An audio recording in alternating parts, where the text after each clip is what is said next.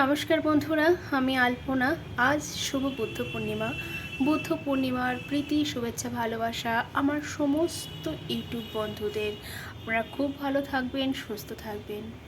আজ দুদিন ধরে আমার মনটা ভীষণই উতলা, জানি না কেন। আর আমার মনটা যখন অশান্ত হয় তখন আমি অনেকক্ষণ ধরে, এমনিতেই আমি অনেকক্ষণ ধরে পুজো করি, মাকে স্মরণ করি। কৃষ্ণকালী মাকে তো আমি সবসময় স্মরণ করি। মা আমার অনেক বড় বড় বিপদ থেকে উদ্ধার করে। আর কালকে মা আমার বড় একটা, খুব চিন্তা করছিলাম, সেটা মা আমার সফল করেছে। আর এটা হলো আমাদের বীরনগরের, মানে আমার বাবার বাড়ি বীরনগর। সেখানের অনেকেই চেনেন কিনা আমি জানি না, চণ্ডীতলা।